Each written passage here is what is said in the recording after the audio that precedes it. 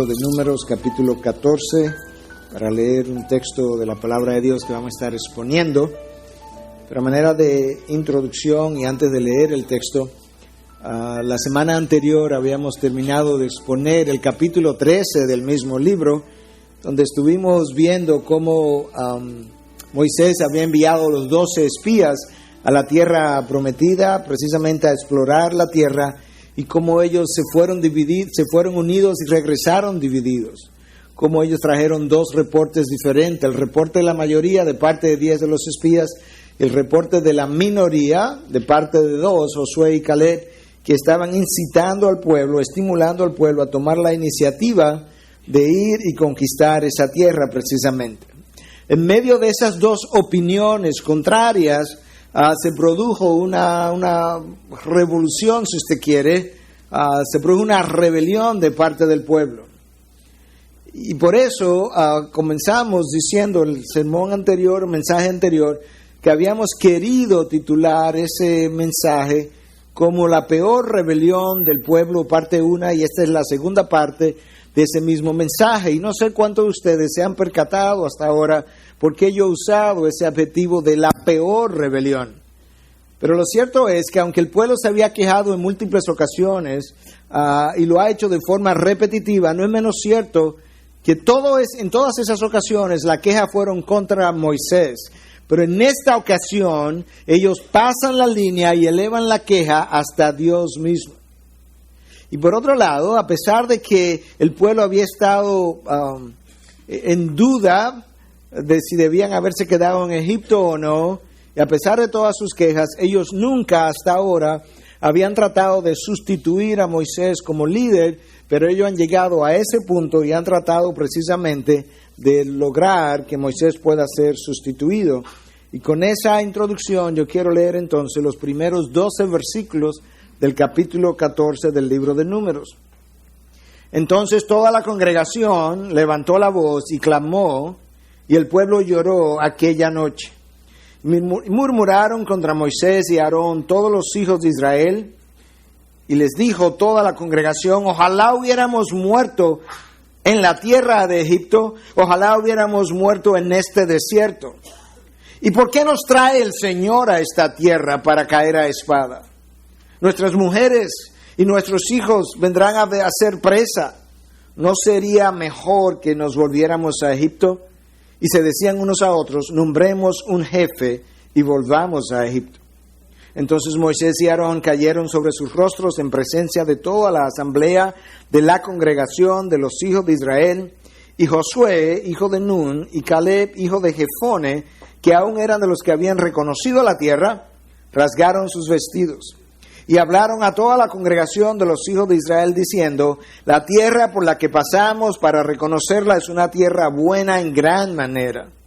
Si el Señor se agrada de nosotros, nos llevará a esa tierra y nos la dará. Es una tierra que mana leche y miel. Solo que no os rebeléis contra el Señor, ni tengáis miedo de la gente de la tierra, pues serán presa nuestra. Su protección le ha sido quitada y el Señor está con nosotros. No les tengáis miedo. Pero toda la congregación dijo que los apedrearan. Entonces la gloria del Señor apareció en la tienda de reunión a todos los hijos de Israel. Y el Señor dijo a Moisés: ¿hasta cuándo me desdeñará este pueblo? ¿Y hasta cuándo no creerán en mí a pesar de todas las señales que he hecho en medio de ellos? Los heriré con pestilencia y los desalojaré, y a ti te haré una nación más grande y poderosa que ellos. Wow. Este es un texto sumamente preocupante, chocante. Este es un texto que nos llama a la reflexión. Y yo he querido en esta mañana, tratando de mejorar el entendimiento y de ayudarle a hacer un bosquejo en su mente de todo lo que está en este texto, y tratando de ayudar su memoria también, yo he querido usar la letra D como en la palabra David y hacer uso de una serie de palabras que bosquejan bastante bien todo lo que nosotros acabamos de leer. Y es por eso que yo quiero que veamos en primer lugar el disgusto del pueblo, el deseo del corazón de la nación, la disputa de los hijos de Israel con Dios, la decisión de la mayoría, la disposición de espíritu de Moisés y Aarón, el denuedo de Josué y Caleb, y la defensa de Dios. El disgusto, el deseo, la disputa, la decisión, la disposición, el denuedo y la defensa de Dios. En primer lugar, veamos el disgusto del pueblo, número 14:1. Entonces toda la congregación levantó la voz y clamó, y el pueblo lloró aquella noche. Próximo versículo. Y murmuraron contra Moisés y Aarón todos los hijos de Israel. Ahí hay tres frases que nos dan a entender que esta murmuración, esta queja, fue prácticamente unánime. Habla de toda la congregación, habla de el pueblo y habla de que todos los hijos de Israel murmuraron contra Moisés y Aarón. Y uno pudiera pensar cómo es posible que una congregación de más de 2 millones de personas que ha sido sacada de la esclavitud por este líder, que ha estado liderándolo por más de un año, ¿cómo es posible que en un momento dado se hayan revelado prácticamente el 100% de ellos? Y yo creo que cuando usted revisa la historia de ese pueblo en el desierto, hay 2 o 3 factores claves que llevaron a esta rebelión. Y el primero de esos factores es la condición de la naturaleza pecadora sobre no solamente del hombre, pero en particular de este pueblo que aún desde Egipto había comenzado a quejarse. Este era un pueblo inconforme en Egipto y por tanto sería inconforme en cualquier otro lugar donde ellos pudieran estar. La condición de la naturaleza del pueblo fue la primera motivación o lo primero que pudo haber contribuido a llegar a esta situación. Pero hubo algo reciente que estuvimos cubriendo que yo creo que fue como una bisagra donde el pueblo dio la vuelta. Algo que fue sumamente crucial en producir este momento de rebelión completa. Y es cuando Aarón y Miriam, los 2 hermanos de Moisés, 2 de los líderes más destacados del pueblo, se voltearon contra su hermano y cuestionaron su propia autoridad, y la manera como lo hicieron fue de esta forma. Números 12 del 1 al 2. ¿Es cierto que el Señor ha hablado solo mediante Moisés? ¿No ha hablado también mediante nosotros? Y es en ese momento que Moisés se enfrenta por primera vez su crisis de liderazgo, su primera crisis de liderazgo. Hasta ahora el liderazgo había estado con él, pero de repente él enfrenta esta crisis de liderazgo y desde ahí en adelante yo creo que las cosas fueron de mal en peor. Lo próximo que vemos es que de estos 12 espías que son enviados a la tierra prometida, estos son 12 líderes que representan todo el pueblo de Israel. La mayoría de ese liderazgo se volteó en contra de Moisés y Aarón y regresan 10 en contra y solamente 2 en favor. El liderazgo contribuyó realmente a dar el grito de rebelión para que todo el pueblo pudiera estar unido como una sola voz, clamando contra Moisés y contra Aarón. Y esto hizo, yo creo, de la rebelión y del clamor algo fuerte, algo compartido, algo generalizado y sobre todo compartido por el liderazgo, y eso yo creo que contribuyó enormemente a la condición en que terminó este pueblo.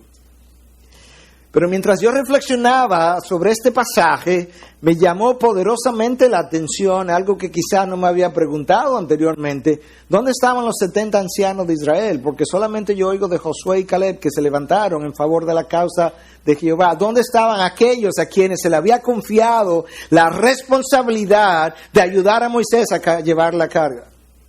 Y no solamente estos 70 ancianos, pero ¿dónde estaban los 70 hombres que habían sido recientemente llenos del Espíritu Santo, algunos de los cuales pudieron haber sido los ancianos, pero el contexto no dice que eran los mismos 70 ancianos, y que habían sido llenos del Espíritu por medio de quienes Dios incluso profetizó? ¿Dónde estaban estos 70 y aquellos 70 que en ningún momento nosotros leemos que estuvieron a favor de la causa de Jehová? El texto no nos dice que ellos formaban parte del clamor, pero en cierta manera su silencio lo insinúa, porque solamente se nos habla de Caleb y Josué. Y de hecho, de todos aquellos que tenían más de 20 años de edad, y ahí estaban los ancianos, todos murieron en el desierto como parte del juicio de Dios. Increíble esto, ¿verdad? El deseo o el disgusto del pueblo, número 1. Número 2, veamos no solamente el disgusto del pueblo, el deseo del corazón de la nación hebrea. Escucha estas palabras en la segunda parte del versículo 2. Y les dijo toda la congregación: ojalá hubiéramos muerto en la tierra de Egipto, ojalá hubiéramos muerto en este desierto. Wow. Esa es la máxima expresión de ingratitud. A un Dios que lo ha sacado de la esclavitud, a un Dios que le ha enviado un líder, a un Dios que le ha provisto, que le ha bendecido, que lo ha protegido, que le ha dado agua, le ha dado comida, le ha dado sombra, que le ha dado luz en la noche. Y a pesar de todo eso, este es el deseo del pueblo. Ojalá hubiéramos muerto en la tierra de Egipto. Y uno reflexiona sobre este pueblo y dice, wow, verdaderamente que ese pueblo era una cosa increíble. Pero yo quiero hacerte una pregunta. ¿No has oído tú o no has dicho tú quizás en alguna ocasión, después de Dios haberte mudado a un lugar o haberte cambiado de un lugar o haber cambiado de trabajo o cualquier otra cosa, no has dicho tú o no has oído tú a hijos de Dios decir, para eso mejor me hubiese sido que me hubiese quedado donde estaba? ¿Es eso diferente? La primera reacción de los hijos de Dios ante su inconformidad es volver a Egipto. Para eso mejor sigo haciendo lo que estaba haciendo, volver a mi propio Egipto. Con lo cual expresamos que tenemos algo en común con este pueblo. Es la inconformidad incurable del corazón del hombre. Oye, como este pueblo lo dice, ojalá hubiéramos muerto en la tierra de Egipto, ojalá hubiéramos muerto en este desierto. Ese clamor llegó a los oídos de Dios. Y tú sabes, ¿tú quieres oír la respuesta de Dios? Esto no es una oración que ellos han hecho. La palabra de Dios dice que nos deleitemos en Jehová y Él te dará los deseos de tu corazón. Él a veces nos da los deseos del corazón, aun cuando no nos hemos deleitado en Jehová. Lo único es que cuando nos lo da como juicio. Este pueblo acaba de decir, ojalá hubiéramos muerto en el desierto. Jehová dice, versículo 28 y 29, vivo yo, declara el Señor, que tal como habéis hablado a mis oídos, así haré con vosotros. En este desierto caerán vuestros cadáveres, todos vuestros enumerados de todos los contados de 20 años arriba que han murmurado contra mí. Verdaderamente tú quieres morir en el desierto. Tú quieres que Jehová te dé lo que tú deseas en el corazón. Yo te lo voy a dar. Tú quieres morir aquí desde que contamos las personas en el censo al principio del libro de Números, desde que llegamos a este lugar, todos aquellos de más de 20 años, ninguno de ellos ha de entrar a la tierra prometida. Tú tienes ahora lo que me acabas de pedir. Wow. Esa es la razón por la que el autor del libro de Hebreos dice que horrenda cosa es caer en manos del Dios vivo. Tenemos que ser muy cuidadosos cuando le damos rienda suelta en nuestros labios a los deseos de nuestro corazón, porque muchas veces Dios termina en su voluntad permisiva concediéndome precisamente eso que he hablado. Sobre todo cuando eso que he hablado ha salido a la luz pública, ha llegado a los oídos de otros que pudieran decir, ¿y este es el Dios de quien tanto Él me ha hablado? Recordemos como decíamos en un mensaje anterior, que Dios no solamente responde nuestras oraciones, Él responde nuestras murmuraciones. Y que a veces Él es tan fiel en responder las oraciones como las murmuraciones.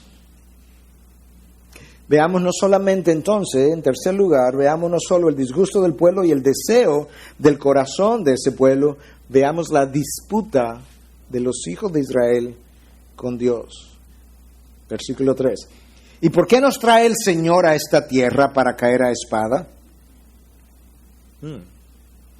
Esa no es la primera vez que este pueblo eleva esa pregunta. Lo que es diferente en esta ocasión es que en ocasiones anteriores el pueblo cuestionó a Moisés y le hizo esa pregunta. Moisés, ¿para qué nos sacaste de Egipto? ¿Para qué nos hiciste venir aquí? Hubiese sido mejor que no hubiésemos muerto donde estábamos. En esta ocasión ya no es a Moisés el cuestionamiento, es a Dios mismo. El pueblo ha perdido el temor de Dios. Hasta que ellos tuvieron temor de Dios, el cuestionamiento no pasaba y su rebelión de ser contra Moisés. Pero una vez ellos perdieron el temor de Dios, el cuestionamiento llega hasta las alturas. Y eso es exactamente lo que David nos dice en el Salmo 36 acerca del hombre que no tiene temor de Dios en su corazón o en sus ojos o ante sus ojos. Él habla de que ese hombre está autoengañado con su propio pecado. En segundo lugar, David nos dice que él habla iniquidad con su boca. que no es sabio, que se obstina en seguir en un camino que no es bueno y que no aborrece el mal. Wow. Esto es exactamente lo que ha ocurrido con el pueblo. Perdió el temor de Jehová. Como perdió el temor de Jehová, se obstina en un camino que no es bueno. La maldad, el pecado no la aborrece. No está siendo sabio en pedir estas cosas y querer volver a Egipto. Y está autoengañado en sus deseos y por su propio pecado. Si nosotros estamos dispuestos a ir en contra de la voluntad de Dios, preparémonos para enfrentar las consecuencias de esa decisión. Y no solamente de enfrentar las consecuencias de esa decisión, pero en muchas ocasiones de tener a Dios de frente como mi propio contrincante. Ya Él lo ha dicho, que Él le da gracia al humilde, pero que Él se opone al orgulloso. Y eso no es poca cosa cuando Dios dice, por este camino no va a pasar porque me tienes en contra. Quejarnos contra Dios no es poca cosa. Cuando nos quejamos contra Dios, lo hemos dicho en otras ocasiones, nosotros cuestionamos su carácter, cuestionamos su bonanza, cuestionamos su fidelidad, pero lo que es peor aún, nosotros ponemos en entredicho la reputación del nombre de Dios ante el mundo que nos observa. Cuando nos quejamos, en último caso es una queja contra Dios y ponemos en entredicho la reputación del nombre de Dios ante el mundo que nos observa. Eso es exactamente una de las quejas de Dios en el Antiguo Testamento cuando dice, habéis profanado mi nombre entre las naciones. A donde llegaste no me honraste, a donde llegaste no me trataste como santo, y eso es grave para Dios. La pregunta práctica para cada uno de nosotros, porque no estamos exentos como pueblo, como iglesia, como persona, de llegar a una condición similar. La pregunta sería, ¿cómo yo llego ahí para no llegar? O quizás otra pregunta, ¿cómo no llegar ahí? Pero recuerda que todo es un proceso. Nadie va caminando con gratitud con Dios, con todo un corazón lleno de gratitud y se levanta el otro día siendo ingrato. Eso no ocurre así. La manera como esto ocurre es un proceso paulatino, es una espiral descendente. Y esta queja que termina con Dios comienza con quejas generales acerca de la vida. La medida en que eso avanza, de repente me doy cuenta que sí, las quejas son contra la vida, pero yo vivo en una nación y quizás es el gobierno que tiene el problema que yo estoy afrontando. Las quejas pasan ahora a nivel del gobierno. Y luego comienzo a quejarme en contra de aquellos que trabajan conmigo. Y luego me quejo de los jefes que trabajan donde yo trabajo. Y luego de repente comienzo a quejarme de la iglesia que no llena mis necesidades, pero de repente me doy cuenta que la iglesia no son paredes, son personas. Entonces comienzo a quejarme de los hermanos que van conmigo a la iglesia. Y luego me doy cuenta que esos hermanos tienen líderes y por tanto la culpa la tienen los líderes. Comienzo a quejarme de los líderes de la iglesia. Y cuando ya no queda más nadie, me quejo entonces contra Dios. Es un proceso descendente hasta terminar en la persona de Dios. Eso es exactamente como este pueblo lo ha vivido. Este pasaje tiene muchas cosas que enseñarnos. Nota, en cuarto lugar, no solamente el disgusto del pueblo, el deseo del corazón de la nación y la disputa de los hijos de Dios contra Israel. Veamos la decisión de la mayoría. Versículo 4. Y se decían unos a otros, nombremos un jefe y volvamos a Egipto. Wow. Una cosa es quejarnos y simplemente continuar quejándonos. Ya eso es suficientemente malo, pero eso no es lo mismo que quejarme y al mismo tiempo pensar que la manera de solucionar este problema, yo tengo una idea brillante, es que el líder que Dios nos ha asignado, quitémoslos. Eso es otra cosa. Y eso es algo de lo cual Israel nunca fue curado. De hecho, nota cómo es que esta espiral funciona. Israel comenzó pensando en el desierto que la solución a sus problemas era la remoción del líder que Dios había designado, pero ¿sabe cómo terminó? Pidiendo la remoción no del líder que Dios había asignado, sino del rey de ese líder, cuando pide que le den a Saúl como rey. Samuel entiende la gravedad de esa petición. Samuel entiende la gravedad de esta sustitución y se pone tan triste y se pone tan cargado, y Dios se le aparece a Samuel. Samuel, no te preocupes, Samuel.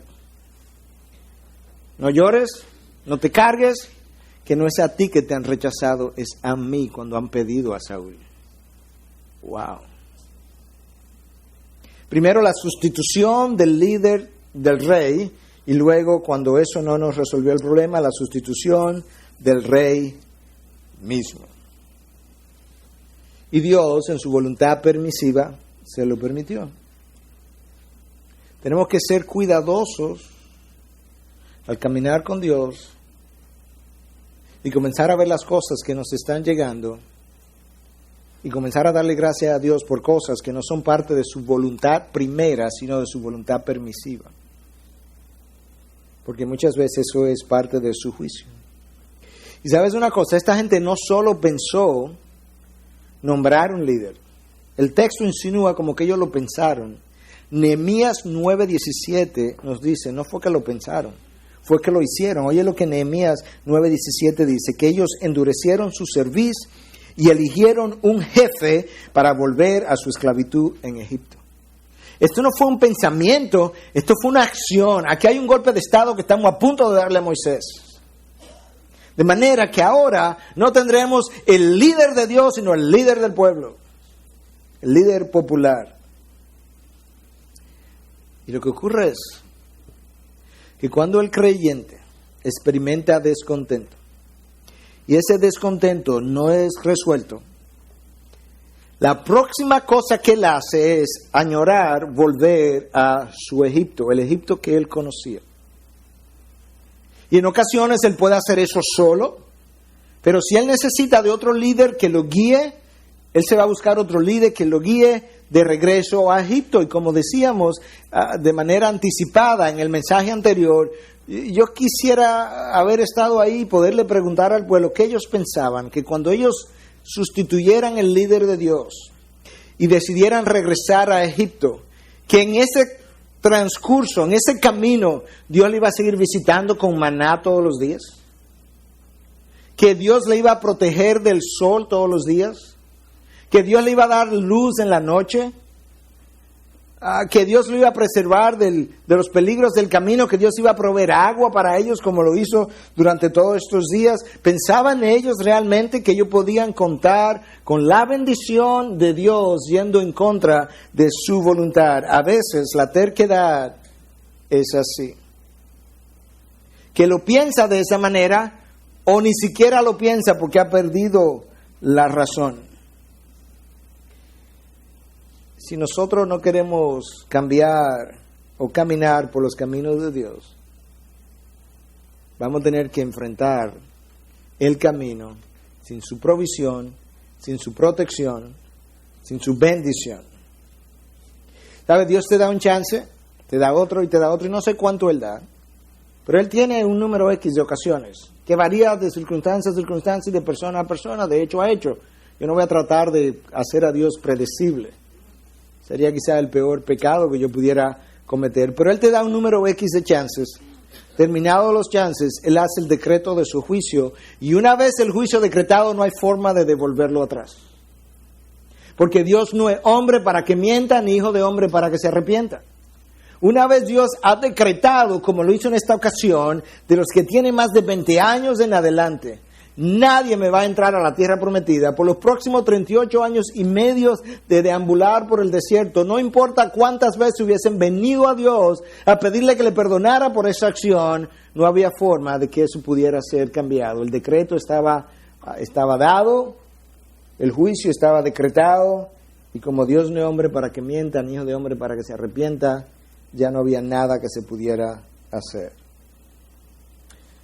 Número 5. A pesar del disgusto del pueblo y del deseo del corazón de la nación y de la disputa de los hijos de Israel con Dios y la decisión de la mayoría, nota ahora, en quinto lugar, la disposición de espíritu de Moisés y Aarón, versículo 5. Entonces Moisés y Aarón cayeron sobre sus rostros en presencia de toda la asamblea de la congregación de los hijos de Israel. Moisés continúa sorprendiéndome una y otra vez. En el buen sentido. Moisés pudo haberse defendido, pero no lo hizo. Moisés pudo haberle hecho una lista de las veces en que él intervino delante de Jehová para que el juicio no llegara, pero no lo mencionó. Él pudo haberle mencionado en aquella ocasión cuando él bajó del monte, airado, por cierto, porque estaban adorando un becerro de oro y Jehová dijo que lo amenazó con eliminar a todo el pueblo. Y Moisés intercedió e incluso ofreció su vida a cambio de que Jehová perdonara al pueblo. Él pudo haber hecho eso, pero ni siquiera lo mencionó. Él pudo haberle hablado del sacrificio que a él le había costado haber dejado ya una vida estable hasta cierto punto en el desierto con su esposa, con un hijo ya aclimatado, y para regresar a Egipto a lidiar con personas tan rebeldes como esta, pero ni siquiera eso estuvo en sus labios. Moisés sabía que las mejores batallas se pelean de rodilla y rostro en tierra. Moisés sabía que detrás de esta batalla humana que vemos, que es a veces campal y fuerte y grande, hay una dimensión espiritual, que hay un enemigo que se viste de ángel de luz, que usa al hombre para hacernos la oposición, y que esa dimensión no se puede pelear a nivel terrenal, se pelea a nivel espiritual, de rodillas delante de Dios.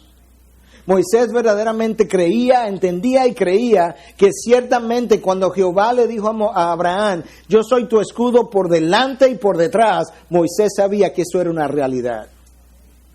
Y que si él quería luchar contra este pueblo de más de 2 millones de personas, él no tenía la fuerza humana para hacerlo, pero tenía las rodillas para lograrlo.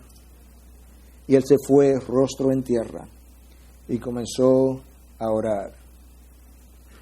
Dios quiere saber si yo estoy dispuesto a confiar en Él independientemente de las circunstancias, aunque la higuera no eche brotes, ni haya fruto en las viñas, aunque falte el producto del olivo y los campos no produzcan alimento, y aunque falten las ovejas del aprisco y no haya vacas en los establos. Jehová quiere saber si yo estoy dispuesto a confiar en Él cuando estas circunstancias se den en mi vida. Esa inconformidad el pueblo nunca la curó por los 40 años que tuvieron en el desierto. Y me preguntaba, ¿verdad?, ¿cómo es posible que Moisés pudiera permanecer tan fiel a pesar de estas circunstancias tan adversas? Me di cuenta de cuál fue el secreto, y debe ser el secreto de nuestras vidas, de obediencia y de fidelidad a Dios. Moisés entendió que la fidelidad de Dios no depende de cómo a mí me vaya en la vida. Porque si la fidelidad de Dios, si lo que evidencia que Dios es fiel es como a mí me vaya humanamente hablando, Dios no le pudo haber sido más infiel a su Hijo Jesucristo. Porque si hubo una gente que le fue mal humanamente hablando, fue a Él. Terminó clavado en una cruz. Si vamos a juzgar la fidelidad de Dios por la forma en que yo termino y por las condiciones, si me va bien o me va mal, entonces ciertamente Cristo tenía razón para pensar que su Padre le había sido infiel, pero eso no es la realidad. Dios es fiel, me esté yendo bien o mal. Dios es fiel independientemente de que yo me sienta en mi mayor gozo o en mi peor tristeza. Dios es fiel independientemente de que yo esté en abundancia o en carestía. Dios es fiel independientemente de que yo esté caminando o corriendo en mi vida cristiana. Dios es fiel independientemente de que yo esté avanzando o retrocediendo en mi vida cristiana. Dios es fiel. Su fidelidad no la determina las circunstancias del hombre, sino lo que Él es desde toda la eternidad. En sexto lugar, nota no solamente el disgusto del pueblo, el deseo de su corazón, su disputa con Dios, la decisión de la mayoría, la disposición de espíritu de Moisés y Aarón, nota el denuedo de Josué y Caleb. Versículos 6 y 7. Y Josué, hijo de Nun, y Caleb, hijo de Jefone, que eran de los que habían reconocido la tierra, rasgaron sus vestidos y hablaron a toda la congregación de los hijos de Israel, diciendo: la tierra por la que pasamos para reconocerla es una tierra buena en gran manera. Estos dos líderes son mucho más jóvenes que Moisés y Aarón, pero tienen el coraje, el valor de delante del pueblo rasgar su vestido Y esa era una expresión en la antigüedad para significar dos cosas. Primero, tristeza, carga, pero aún más para expresar tu rechazo, el oprobio, lo horrendo que tú encontrabas, que algo que tú estabas viendo estuviera ocurriendo. Y estos dos, contra todo el pueblo, hacen exactamente eso. No tuvieron miedo de confrontar la actitud del pueblo y le dicen, no, es que la tierra, no es como ustedes dicen, esta tierra es buena y en gran manera. Y rechazamos el reporte de ustedes. Y lo encontramos horrendo delante de Jehová. Que quede en registro esta acción de nosotros hoy en día. Si tenemos que morir, morimos. Pero esta es nuestra convicción. Esta gente eran hombres de fe. Por eso Dios le confía a Josué la entrada a la tierra prometida. Es que el hombre o la mujer que está un día creyendo, otro día cuestionando, no va a recibir muchas cosas de Dios. Santiago lo dice de una forma clara en el capítulo 1, versículos 6 al 8. Pero que pida con fe, sin dudar, porque el que duda es semejante a la ola del mar, impulsada por el viento y echada de una parte a otra. No piense pues ese hombre que recibirá cosa alguna del Señor, siendo hombre de doble ánimo, inestable en todos sus caminos. No puede ser, porque es que un día afirma mi fidelidad y el próximo día cuestiona mi bonanza y misericordia. Y Dios dice, no puedo, porque tengo una mala reputación delante de los demás. En segundo lugar, le enseño a cómo comportarse mal. En tercer lugar, no le estoy ayudando a santificarse, pues prefiero no darle lo que pudiera darle. Esa no fue la vida de Josué, esa no fue la vida de Caleb. Estos hombres eran hombres decididos, dispuestos a jugarse el todo por el todo y dispuestos a creerle a Dios por encima del pueblo, por encima de los sentimientos, por encima de las circunstancias. Y eso es lo que nosotros necesitamos hacer. Yo tengo que creerle a Dios por encima de cómo yo me estoy sintiendo hoy. Yo tengo que creerle a Dios por encima de cómo las circunstancias se estén orquestando alrededor de mí. Yo tengo que creer su promesa, su palabra, su fidelidad, su amor, su gracia, su poder, su sabiduría, por encima de lo que mi mente pudiera estar pensando. Por eso dice David en el Salmo 103, alma mía, alaba a Jehová. ¿Por qué te abates? En otras palabras, tú no tienes razón para hacerlo. Levántate, alma mía, y alaba a Jehová. Josué y Caleb no solamente mostraron su denuedo, pero tenían mucho discernimiento. Ellos sabían que la opinión de ellos y la opinión de los otros, si era simplemente eso, una opinión, dos reportes, no pasaban de ser dos opiniones. Y ellos no tenían ningún interés en opiniones. Escucha cuál es la enseñanza que ellos están tratando de pasarle al pueblo. Porque esto no es una fe ciega, esto no es una fe confiada en pajaritos en el aire. No, escucha esto no es una fe presuntuosa, esto no es una fe barata. No, escucha qué es lo que ellos dicen. Si el Señor se agrada de nosotros, nos llevará a esa tierra y nos la dará, versículo 8. En otras palabras, nuestra preocupación no son los gigantes, no son las fortificaciones de las ciudades, no es cuántas personas existen del otro lado del Jordán. Nuestra preocupación es obedecer a Jehová. Si obedecemos a Jehová y Él se agrada de nosotros, Él nos llevará a la tierra y nos entregará la tierra también. Usted me ha oído decir más de una ocasión que la vida cristiana es simple, y yo no sé cuántos me lo creen, pero realmente es extremadamente simple. Su preocupación es ser obediente y fiel a su Dios. El resto es preocupación de mi Dios. Y eso es exactamente lo que Josué y Caleb están tratando de comunicar al pueblo. Si el Señor se agrada de nosotros, nos llevará a la tierra, nos la dará, tranquilos. Tenían mucho discernimiento porque ellos le dijeron al pueblo dos cosas más. Uno, el Señor le ha removido la protección a esta gente. Y dos, el Señor está con nosotros. ¡Wow! Bueno, una cosa lleva a la otra, que si Él va a estar conmigo, yo tengo enemigo, no puede estarlo protegiendo a ellos, estar conmigo al mismo tiempo. Pero Dios le había hecho una revelación que ellos habían olvidado. Ojo, ovejas. Porque cuando Dios nos pone en medio de la prueba, a mí no me cabe la menor duda que ya Él me ha revelado suficiente para yo responder a la prueba o al cuestionamiento que mi vida está teniendo. Esta gente ya había tenido la revelación de que Dios iría con ellos, de que le había quitado la protección al pueblo de aquel lado del Jordán. Ellos simplemente no se acordaron o no quisieron recordarse. Porque nosotros tenemos una amnesia selectiva, que nos encanta olvidar aquellas cosas que Dios nos dijo, sobre todo si es por donde tenemos que caminar. Y recordamos las cosas que mi carne me dice, olvidamos de la que su espíritu me dice. En Éxodo 23, 27, Dios registró estas palabras: enviaré mi terror delante de ti, y llenaré de confusión a todo pueblo donde llegues, y haré que todos tus enemigos ante ti vuelvan la espalda. ¿Te das cuenta que ciertamente Jehová ha removido la protección de aquella gente y está con ellos? Jehová le dijo, cuando tú vayas, eso es lo que voy a hacer. Yo voy a enviar mi terror delante de mí. En otras palabras, cuando tú llegas allá, ya esta gente va a estar aterrada. En segundo lugar, van a estar confundida y llenaré de confusión a todo pueblo donde llegues. Y en tercer lugar, entre el temor y la confusión van a hacer que te den la espalda y salgan corriendo. 38 años y medio después, más o menos, unos meses más, unos meses menos, eso que yo acabo de decir se cumplió al pie de la letra. Moisés ha muerto, Josué es el líder que los va a entrar a la tierra prometida, pero antes de entrar, él cruza el Jordán, y antes de conquistar a Jericó, la primera gran ciudad que había que conquistar, envió 2 espías. Los 2 espías se encontraron con Rahab.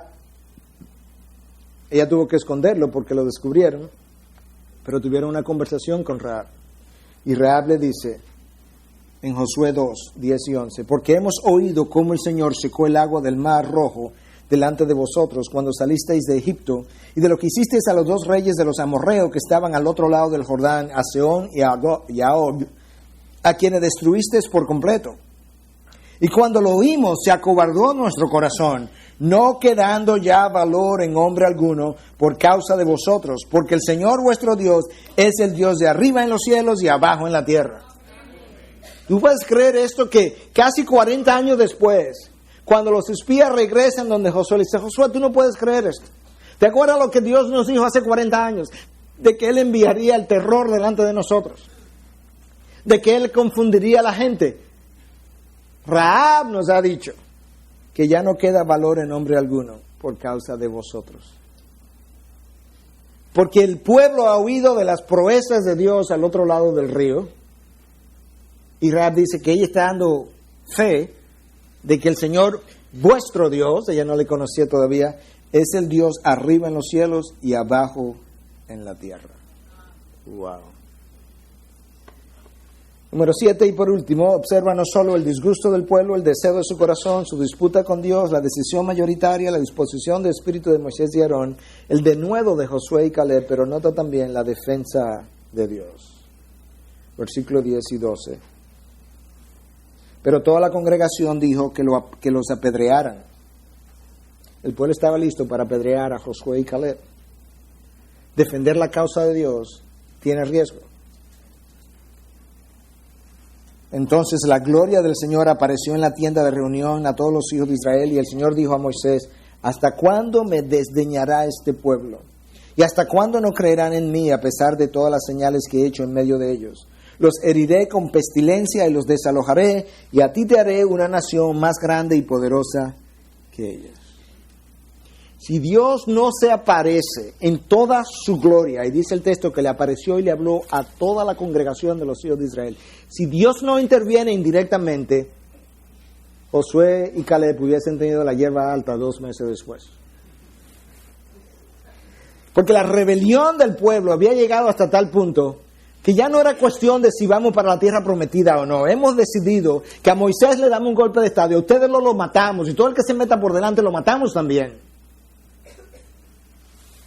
Esta es la peor rebelión que el pueblo ha experimentado. Pero Dios demostró que cuando Él está por ti, Él está dispuesto a intervenir y a aparecerse personalmente, si es necesario, en toda su gloria, para evitar que los propósitos del hombre se lleven a cabo por encima de sus propósitos.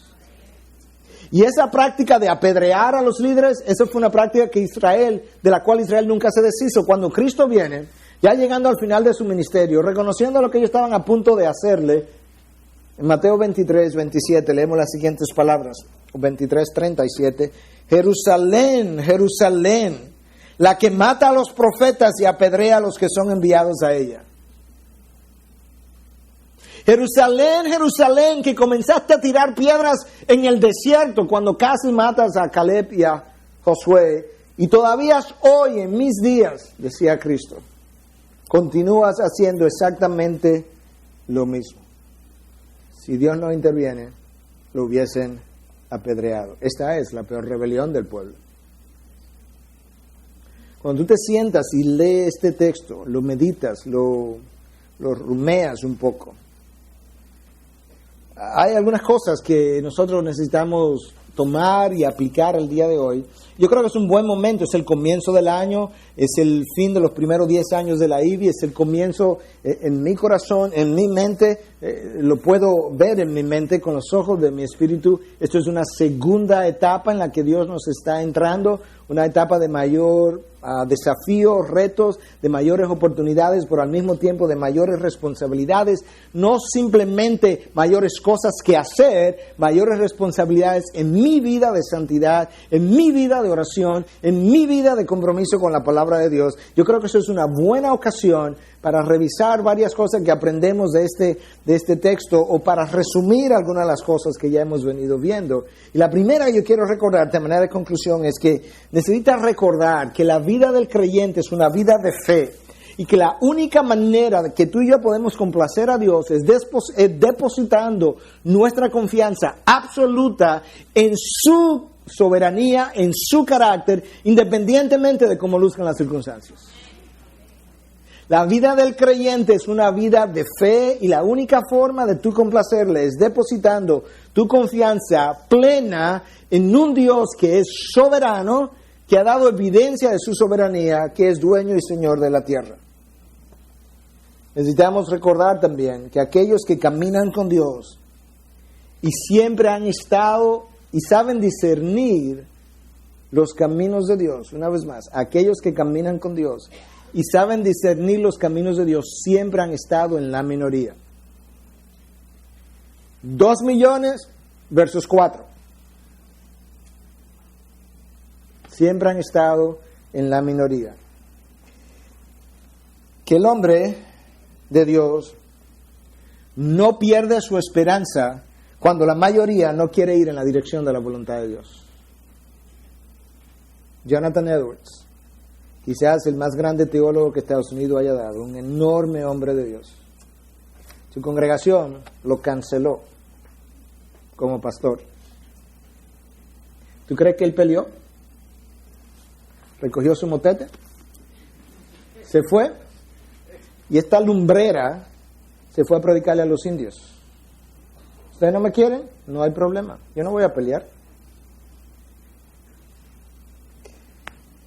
El hombre de Dios no pierde su esperanza cuando la mayoría no quiere ir en la dirección de la voluntad de Dios.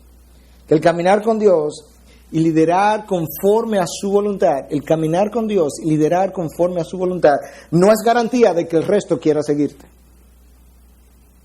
Oye bien, caminar con Dios y liderar medio a medio a su voluntad no es garantía de que el resto quiera seguirte. Jesús es la mejor ilustración de lo que yo acabo de decir. Que la causa de Cristo no es para cobarde.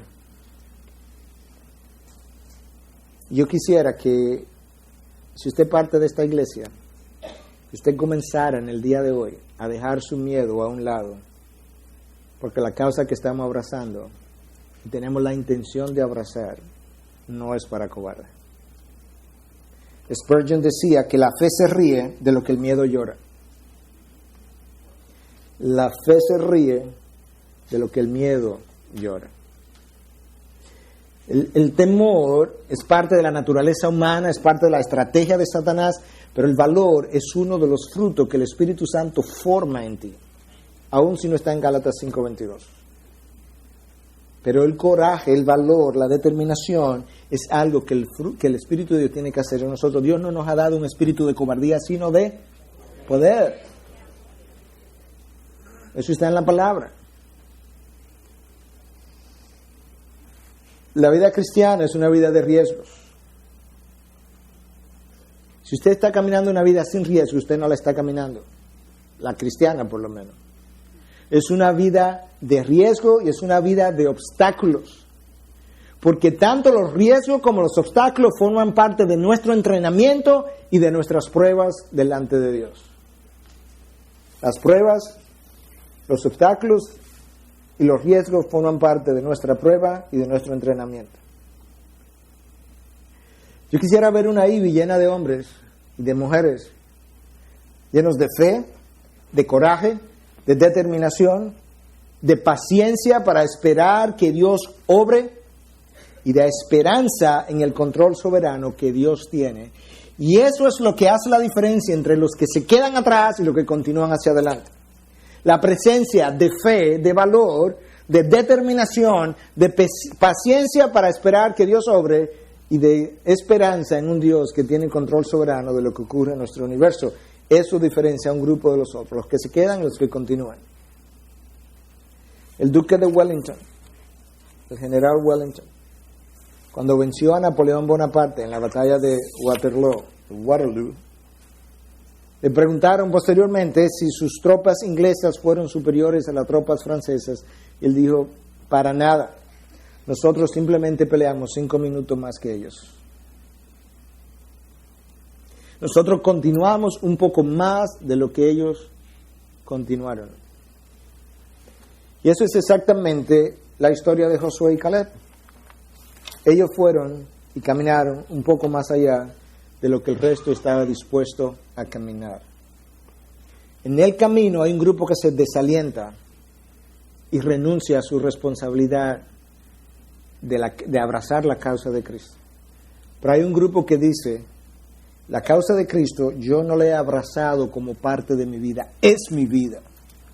Y renunciar a su causa es renunciar a mi vida. Y como yo no estoy dispuesto a morirme todavía, yo voy a continuar caminando en la dirección de la voluntad de Dios hasta que Él me llame o hasta que Él regrese. Cualquiera de las dos que se dé primero.